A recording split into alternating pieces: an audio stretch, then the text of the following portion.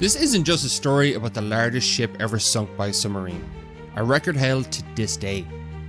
It is also a story of a submarine that is yet to record a kill despite 4 war patrols, commanded by a failed commander who has a chance of redemption after being dismissed from his previous command. The Shinano was originally conceived as the 3rd ship in the Yamato-class battleships, the largest battleships ever built. It was laid down in May 1940, but halfway through its construction, it was repurposed to serve as an aircraft carrier. This was due to the fact the Japanese Navy lost 4 fleet carriers at the Battle of Midway on June 4, 1942. And as the war progressed, it became clear battleships were no longer kings of naval battles. Aircraft carriers were now the dominant force. At 72,000 tons, Shinano would have been the largest aircraft carrier in the world at the time of its completion.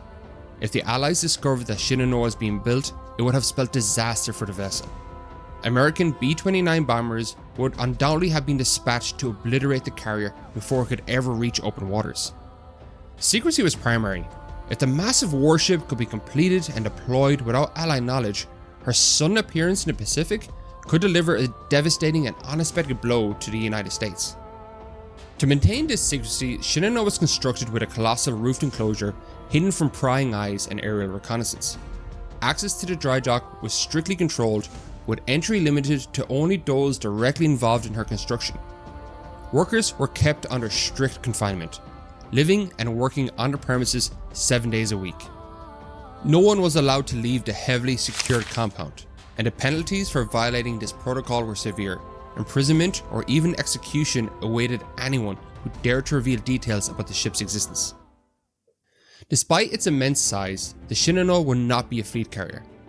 Because its hull was already 45% complete in a battleship configuration, it was more efficient to convert it to a heavily armoured support carrier, equipped with reserve aircraft and fuel and ordnance for other carriers. The ship was not scheduled to be completed until April 1945. But after another heavy defeat at the Battle of Philippine Sea, where Japan lost more carriers, her construction was expedited, leaving it unfinished in many respects. Critical features such as watertight bulkheads and pumps were left incomplete or poorly executed, contributing to the ship's vulnerability. For example, in their haste to deploy the Shinano into service, the High Command decided to forego the standard air pressure tests typically conducted to confirm that the ship's compartments were fully watertight. This and other efforts to cut corners were proved fatal. Shinano was launched in October 1944 and underwent hurried final outfitting at Yokosuka Naval Arsenal. On October 28, the carrier departed Yokosuka under secrecy for its maiden voyage to Kure Naval Base, accompanied by a light escort of 3 destroyers. There it was to take on its complement of aircraft and finish its outfitting. Its soon-to-be nemesis was the USS Archerfish, a Balao-class submarine. With 10 months in operational service and 4 war patrols, the Archerfish was yet to sink a ship. The Archerfish was commanded by Commander Joseph F. Enright, who also had never sunk a vessel, and was very lucky to be even allowed to command a submarine. Enright's first command was a USS Dace. On their first patrol, he was ordered to intercept the aircraft carrier Shokaku, but Enright pursued a very conservative and timid approach and eventually withdrew without firing a shot.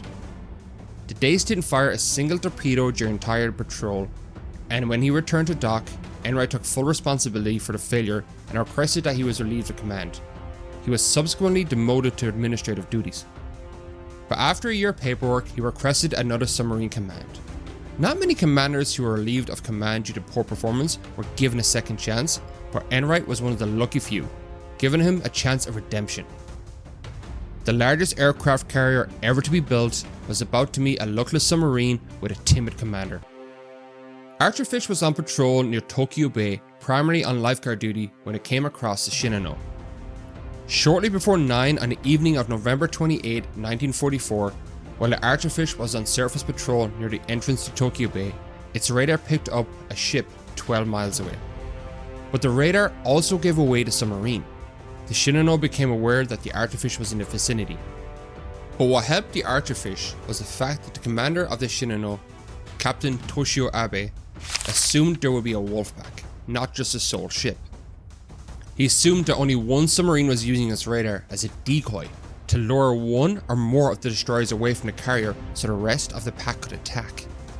In fact, when one of the destroyers made visual contact with the Archerfish and pursued it, Abe ordered it to stop pursuing and fall back into formation.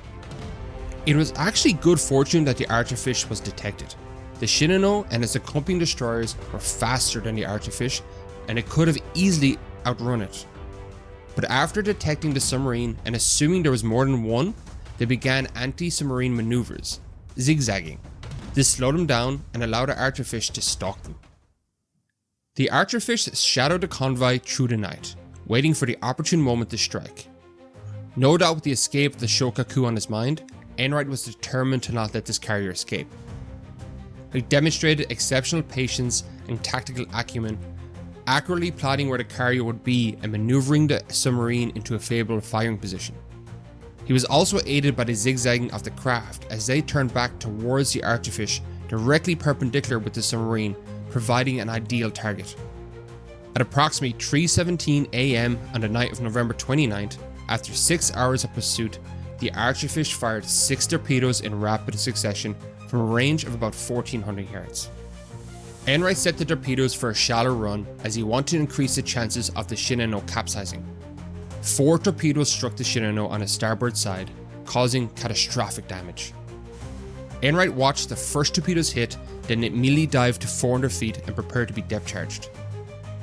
The Archerfish was again fortuitous as the chasing destroyers were damaged from previous naval battles and they did not have sonar. So the Archerfish just waited at 400 feet, listening to depth charges explode far away from its position. On board the Shinano, it was assumed the damage was minimal and they kept the ship going at top speed, which only helped to force more water into the gaping holes in the side of the ship. Much to the surprise of Abe and other Japanese officers, the Shinano began listing after only a few minutes. Over the next 7 hours, the Shinano's crew fought valiantly to save the ship, but their efforts were undermined by the carrier's design flaws and their complete lack of training.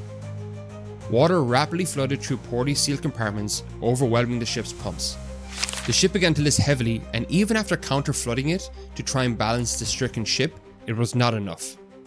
The destroyers in the convoy attempted to assist, but the scale of the flooding was insurmountable. Abe refused to issue an abandoned ship order, but he did release his crew and they could have saved themselves if they wished.